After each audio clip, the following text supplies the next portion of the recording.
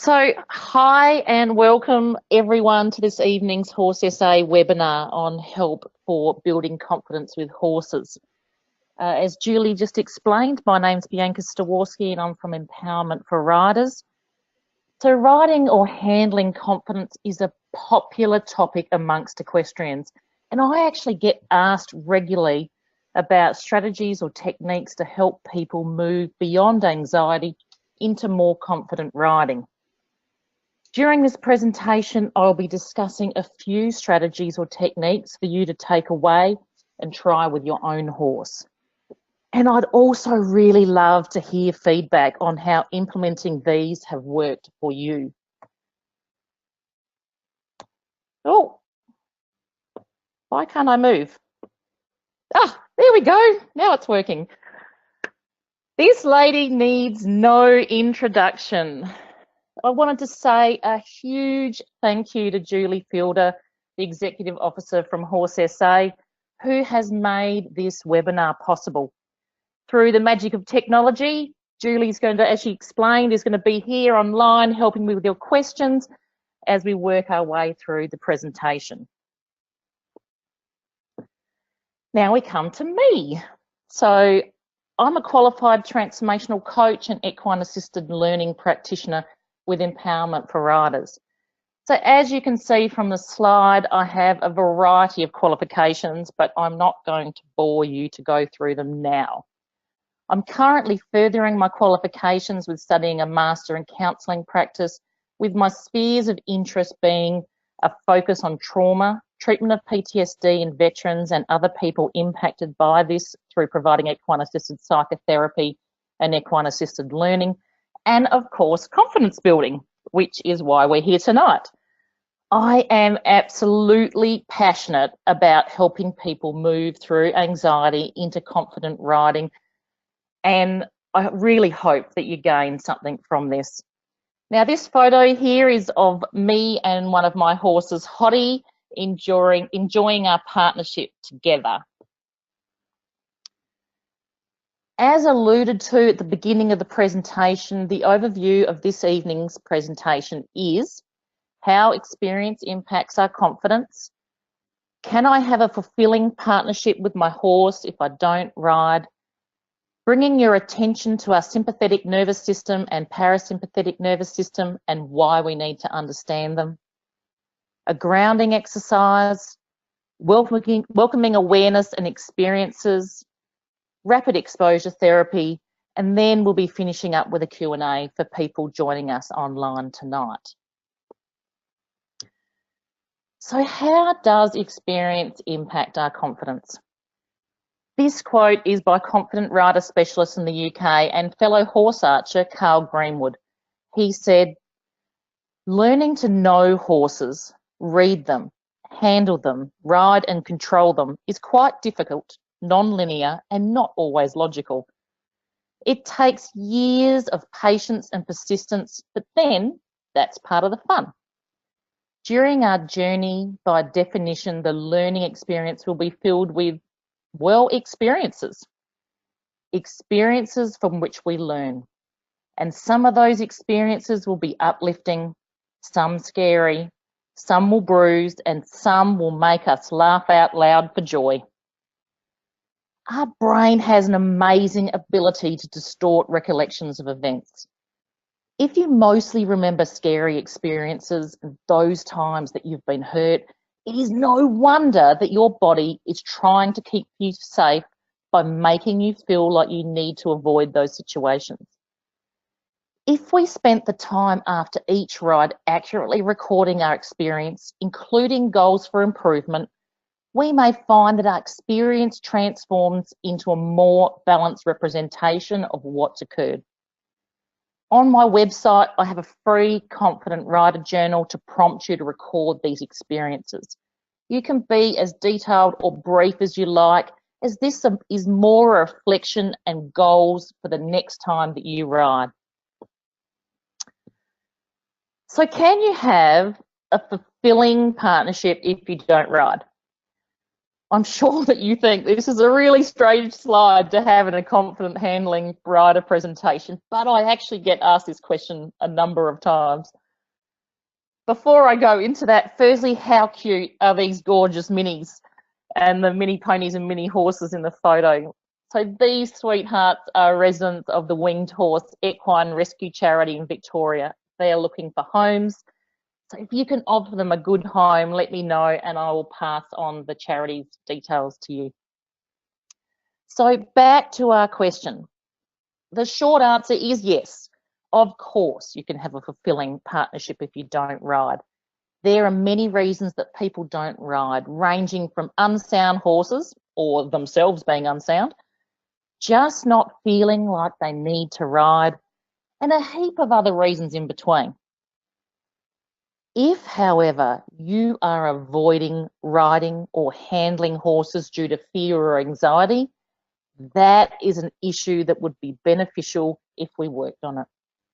See if any of the techniques that I mentioned during this presentation will resonate with you and maybe you can implement them.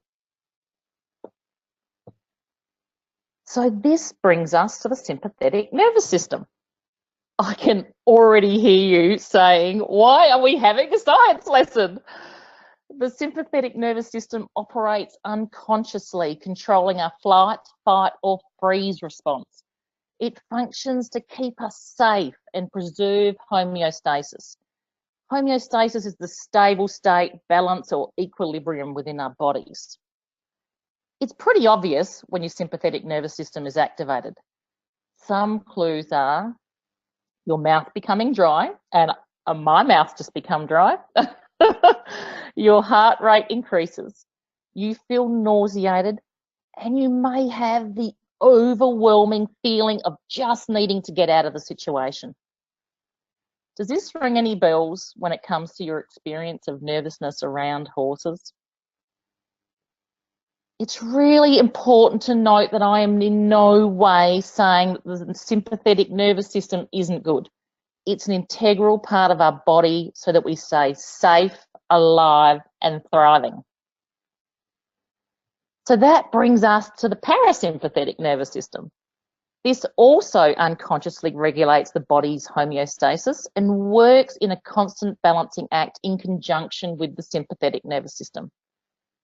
The parasympathetic nervous system is often called the rest and digest function. So clues your parasympathetic nervous system's activated is that your heart rate decreases and you feel relaxed and calm. I'm sure we all know situations when it's obvious that our parasympathetic nervous system has been activated.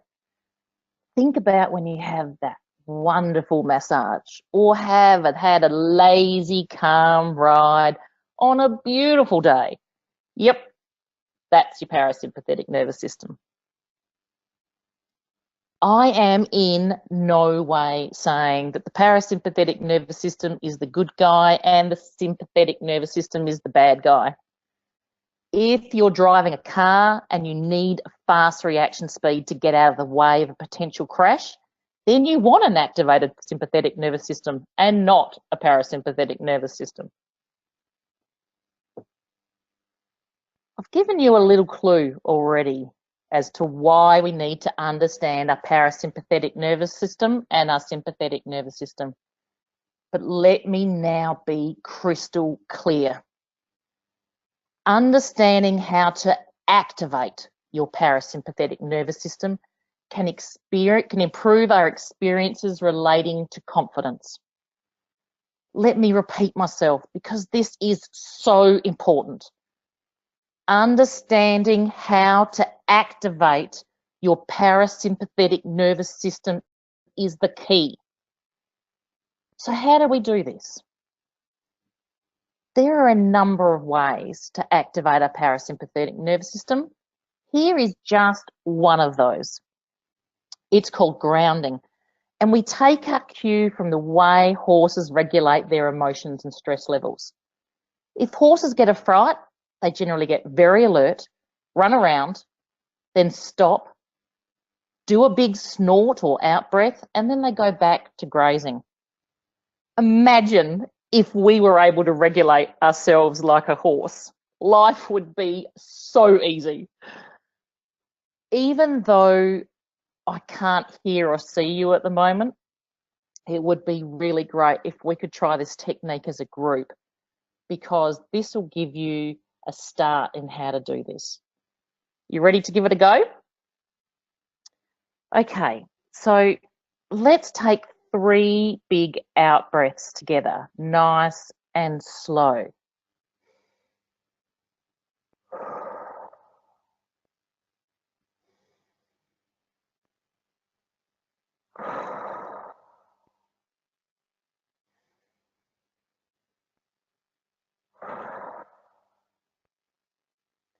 This is like us signaling for the parasympathetic nervous system's attention. So now bring your awareness to your feet. Just like horses who have 4 really solid and grounded hooves on the earth, send your awareness into your feet, stretching roots deep into the earth, feeling connected and grounded. Breathe into this grounded, strong connection. Have you got that? So this grounding technique can be used anytime you are trying to activate your parasympathetic nervous system, such as prior to handling horses, mounting, or even giving that big presentation at work.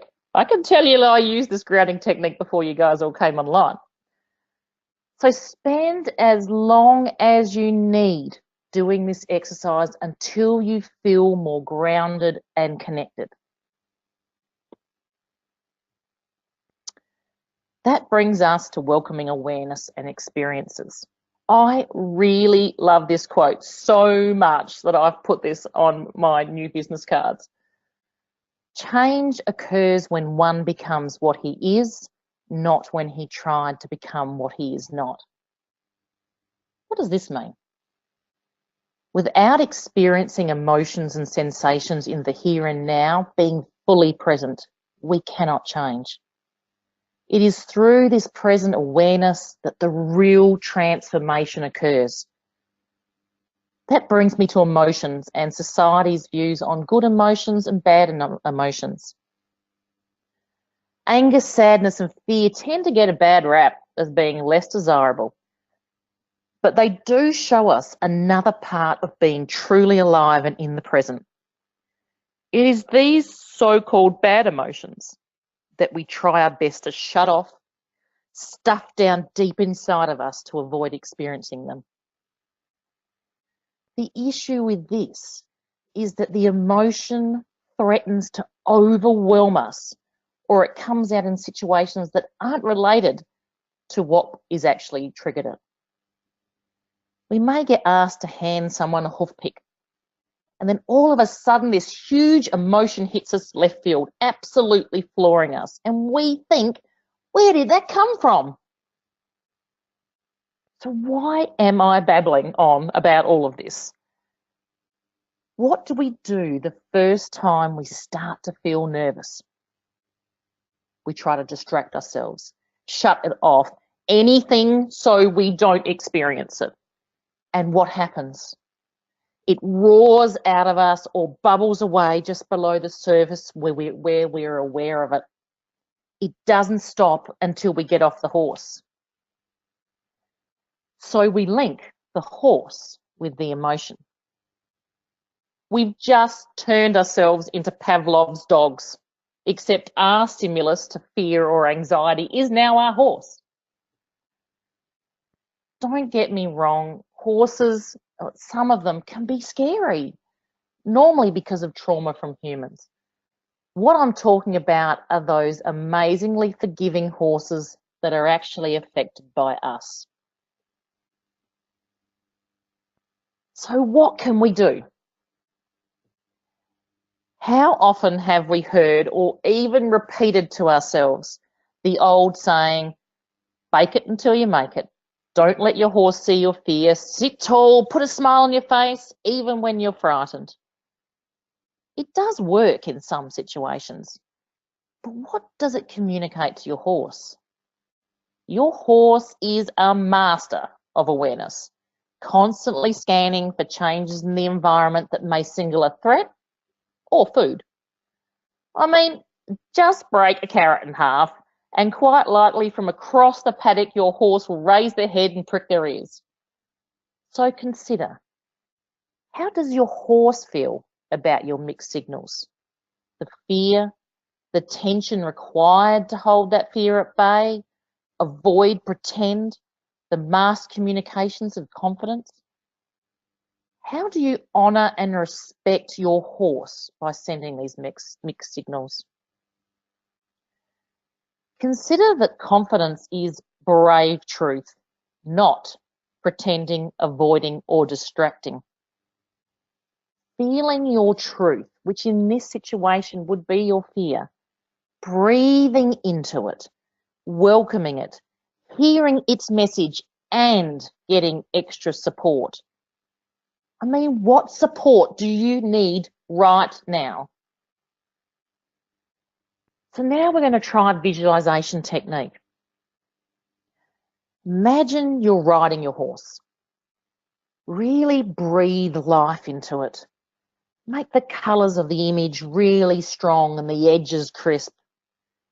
Spend the time required so that your mind actually thinks you're riding. If you're a less confident rider, the clue that your brain believes you're riding may be some of the sympathetic nervous system symptoms that we talked about earlier. Once you're there, what sensations arrive in your body? What do they look like? Do they have a shape, a texture, a colour, a temperature? Where are they located in your body? In your stomach, your chest, between your shoulder blades? Do these sensations have an emotion attached to them? Sadness, joy, fear, anger? Spend some time in this visualization exploring these so that you're fully aware of them. If the sensations have an emotion, if the sensations or emotion have a message for you, what would it say? Use your out-breath to really feel into the sensations and experience, exploring what this means for you in connection to your riding or handling. So how do we apply this on horseback? By experiencing and welcoming awareness of these experiences.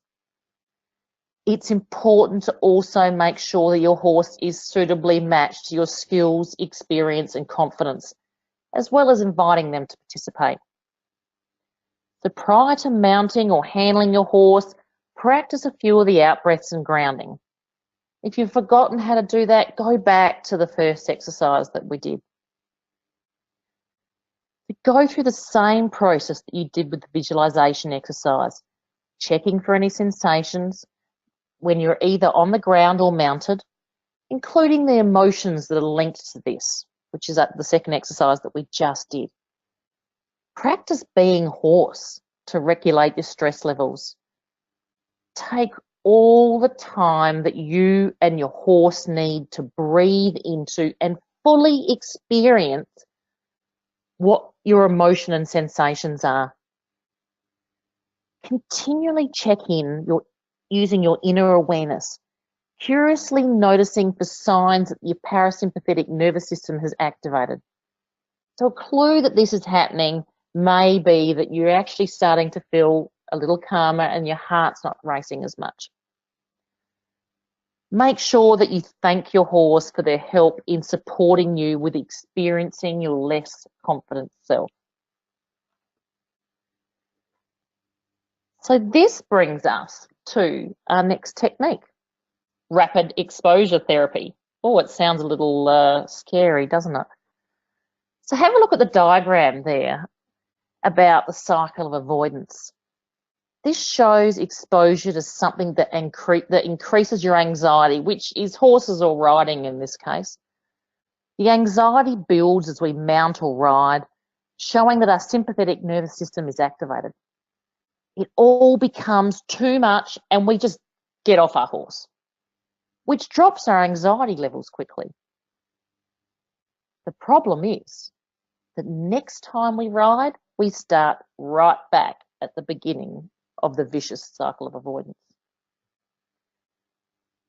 As long as you and your horse are safe and that you have no pre-existing mental health conditions which may impact you, I'm talking about people that their parasympathetic nervous system doesn't kick in very easily. And also if you've got someone to help you with this, give it a go.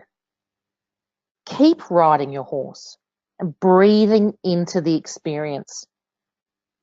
It may be very scary and you are quite likely just want to get out of there. But having someone on the ground with you can really help. Get to that point where you think that your anxiety can go no further, continuing to use your out-breath. Remember, your out-breath is signaling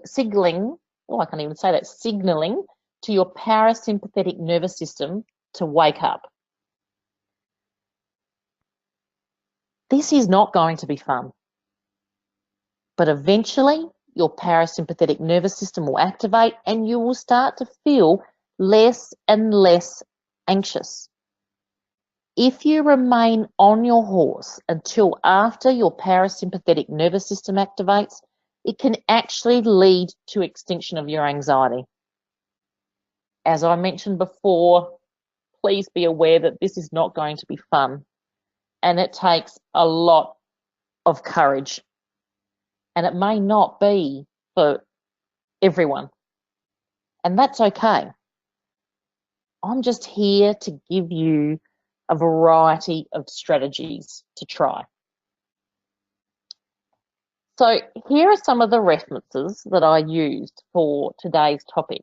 And there are some really interesting articles here. At the Carl Greenwood, Control Your Stress and Enjoy Your Horse, is a really interesting small book. I think you'd like that a lot. So have a look at that. So that leads us to the end of the presentation that's going to be recorded. I've included my contact details, my website, Facebook and email address if you'd like to stay connected or ask me any questions or feedback. Thank you so much to all the awesome things that Horse SA does, including suggesting this webinar and following up on it, and to you all for joining in tonight. Those online, let's stay on and do the Q&A session now, and I'm really looking forward to your questions.